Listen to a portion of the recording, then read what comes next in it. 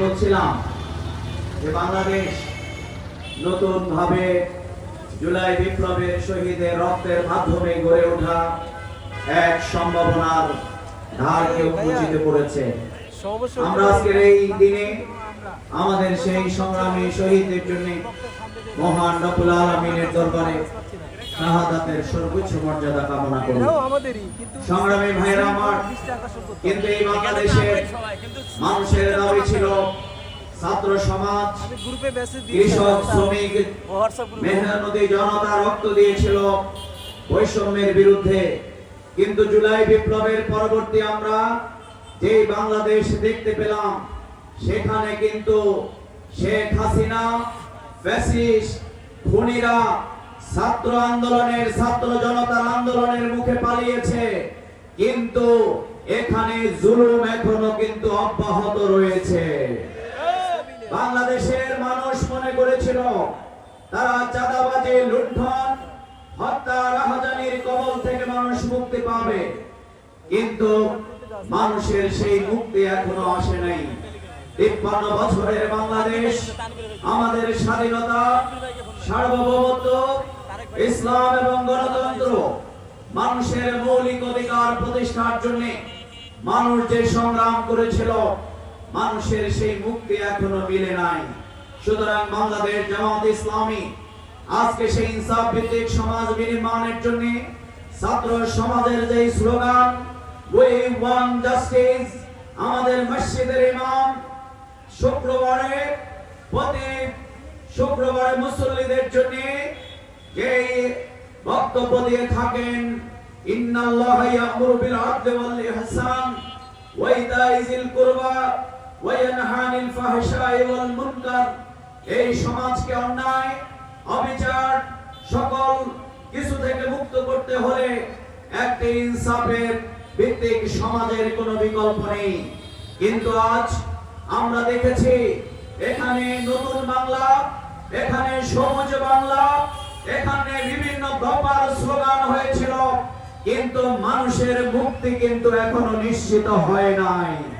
সুতরাং এদেশের মানুষ এবার বুঝতে পেরেছে সব দলকে দেখা শেষ, আগামী দিনে কোরআনের বাংলাদেশ, সেই কোরআনের সমাজ, ইসলামের সমাজ, শাশ্বত বিধান আর ইসলামকে প্রতিষ্ঠা করার মাধ্যমে unparalleled personality of the world, আমাদের প্রিয় নবী মুহাম্মদ রাসূলুল্লাহ সাল্লাল্লাহু আলাইহি সাল্লাম, তিনি কি মানবিক, উন্নত, নৈতিক চরিত্রের উপরে ভিত্তি করে যেই সমাজ তিনি তৈরি করেছিলেন, তার আগমন হয়েছিল অন্ধকারাচ্ছন্ন আইয়ামে জাহিলিয়াতের মধ্যে, কিন্তু সেই সমাজকে তিনি কোরআনের আদর্শ দিয়ে একটি উন্নত সমাজ শুধু প্রতিষ্ঠা করেন নাই, বরং খায়রুল কুরুনি কারণী, তার যুগের উপরে শ্রেষ্ঠ যুগ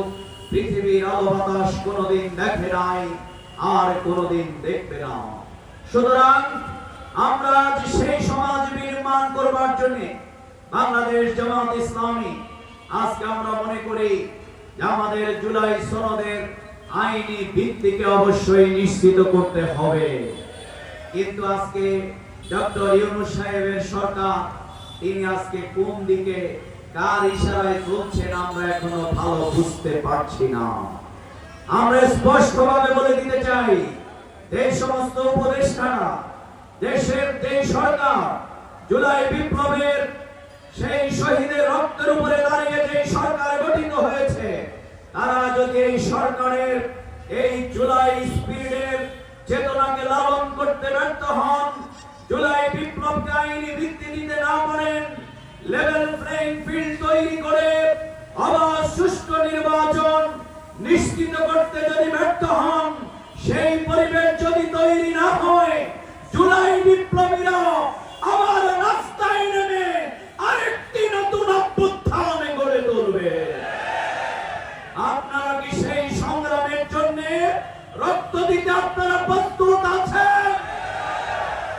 এই সেই পাড্ডা, রামপুরা, যেখানে হেলিকপ্টার থেকে ফ্যাসিবাদের দোসরেরা গুলি চালিয়েছিল, আর রামপুরা আমার প্রিয় ভাই, চার তলায় বিল্ডিং এর আমার যুবক ছেলে ঝুলেছিল, সেখানে তাকে গুলি করা হয়েছে। আমার প্রিয় ভাই বোনদেরকে হত্যা করে তাদের লাশকে পুড়িয়ে দেওয়ার মাধ্যমে শেখ হাসিনা প্রমাণ করেছে পৃথিবীর ইতিহাসে সবচেয়ে নিকৃষ্ট সেই লেডি হিটলার হচ্ছে শেখ হাসিনা। সুতরাং এই ফ্যাসিস্ট আর এই 14 দলের দোসরদের, যারা আমাদের ভোটের অধিকার, যারা আমাদের ভাতের অধিকার, সাংবিধানিক অধিকার, আমাদের সকল অধিকারকে যারা কেড়ে নিয়েছিল, অবশ্যই তাদেরকে বিচারের আওতায় আনতে হবে। আপনারা কি সেটি চান? তাহলে অবশ্যই আইনি কায়দায় তাদেরকে যদি বিচার করা না হয়, এটি হবে আরেকটি বেইনসাফের কাজ। আজকে যারা আওয়ামী লীগকে ভোটে চান, আওয়ামী লীগ কি কোনো ভোটের দল? আওয়ামী লীগ হচ্ছে রাতে ভোট করা দল, নাকি বলে? আপনারা কি আবার রাতে ভোট চান না দিনে চান? তাহলে আওয়ামী লীগ কিন্তু রাত ছাড়া ভোট করতে পারে না। আওয়ামী লীগ মানে হচ্ছে ফ্যাসিস্ট, আওয়ামী লীগ মানে খুনি, আওয়ামী লীগ মানে হচ্ছে লুটপাটকারী, আওয়ামী লীগ মানে হচ্ছে ভারতের কাছে দেশ বিক্রি করে ক্ষমতায় থাকার পরিকল্পনা ফ্যাসিস্ট দলের নাম। সুতরাং তাদের দেশের রাজনীতি করার অধিকার তারাই হারিয়েছে, আর নতুন ফ্যাসিবাদের আনাগোনা কিন্তু শুরু হয়েছে। এখন কেউ কেউ প্রতি মুহূর্তে নির্বাচনের জিকির করেন। আমরা বলি নির্বাচনে বাংলাদেশে সবার আগে এখনো এগিয়ে আছে বাংলাদেশ জামাত ইসলামী। কারণ এই আমাদের 11 আসনের প্রার্থী অ্যাডভোকেট আতিক রহমান, আমাদের জামাত ইসলামী প্রায় তার 300 আসনে প্রার্থী ঘোষণা করে কাজ করছেন, কিন্তু অন্যরা এখন প্রার্থীও ঘোষণা করতে পারেন না। বরং প্রার্থী ঘোষণা করলে কত দামে কত চাল হয় অনেক জায়গায় কিন্তু অনেকের মাথাও থাকবে না। আমরা এই জন্য বলি কালো টাকা মুক্ত নির্বাচন, বেশি শক্তির নির্বাচন, ব্যবসা বাণিজ্য এবং লুটপাট মুক্ত নির্বাচন, জনগণের অধিকার ভোটের মর্যাদাকে নিশ্চিত করবার জন্য অবিলম্বে পিআর পদ্ধতিতে নির্বাচন দিতে হবে। সংগ্রামী ভাই এবং বন্ধুগণ, তাই আজ আমাদের সেই দাবি ইতিমধ্যে গণদাবিতে পরিণত হয়েছে। আমরা স্পষ্টভাবে বলে দিতে চাই, বাংলাদেশে আজকের নির্বাচনের প্রধানতম সমস্যা হচ্ছে পাথর দিয়ে মানুষ মারা। নির্বাচনের বাধা হচ্ছে মানুষ হত্যা করা। নির্বাচনের প্রতিবন্ধকতা হচ্ছে চাঁদাবাজি এবং লুটপাট। নির্বাচনের প্রধান প্রতিবন্ধকতা হচ্ছে আমার বেশি শক্তি এবং ফ্যাসিবাদের রাজনীতি। সুতরাং সেটিকে আমরা ধূলিসাৎ করে নতুন বাংলাদেশ, আমাদের শহীদ যোদ্ধারা, আমাদের মায়েরা তাদের যে সন্তান নিয়ে রাস্তায় আন্দোলনে নেমেছিল, তারা মুক্তি চেয়েছিল। আসুন সেই মুক্তির স্বাদ যদি পেতে হয়, তাহলে এই সমাজে আমরা সেই ইনসাফ কায়েমের জন্য, আমরা আজকে কোরআনের সমাজ নির্মাণের জন্য, আমরা আমাদের প্রিয় নবী রাসূল করিম সাল্লাল্লাহু আলাইহি সাল্লামের আদর্শের আলোকে এই সমাজ বিনির্মাণ করার মাধ্যমে আমরা সমাজের শান্তি, স্থিতিশীলতা, উন্নতি, অগ্রগতি আমরা নিশ্চিত করতে চাই। আমি আপনাদের কাছে জানতে চাই, আপনারা কি বিশ্বাস করেন কোরআনের সমাজ যদি প্রতিষ্ঠিত হয় এদেশের মানুষ মুক্তি পাবে? কারা কারা বিশ্বাস করে? তাহলে সংগ্রামী ভাইরা, আগামী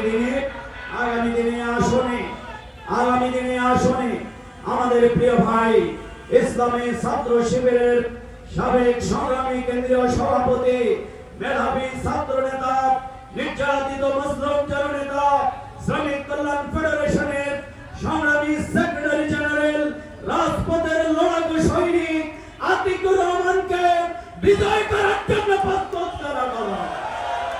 সংগ্রামী ভাই এবং বন্ধুগণ, তাই সেই সমাজ আমরা বিনির্মাণ করতে চাই। এই জন্য সংগ্রামী ভাইরা প্রতিটি ঘরে ঘরে, প্রতিটি বাড়িতে বাড়িতে, প্রতিটি ফ্ল্যাটে, প্রতিটি মানুষের কাছে, প্রতিটি নারী পুরুষ ছাত্র জনতার কন্যা বহুরে আজ সেই আদর্শকে আমাদেরকে পৌঁছাতে হবে। আজকে ঢাকা বিশ্ববিদ্যালয়ে পাচ্ছে সেকেন্ড পার্লামেন্ট, পাচ্ছে অক্সফোর্ড নামে খ্যাত।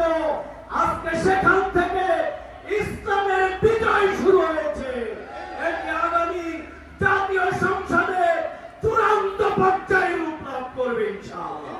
সেই কোরআনের সমাজ, আগামী দিনে কোরআনের সংসদ, ইনসাফের সংসদ বিনির্মাণের জন্য সবাইকে ঐক্যবদ্ধ হওয়ার উদাত্ত আহ্বান জানিয়ে আমি আমার কথা এখানে শেষ করছি।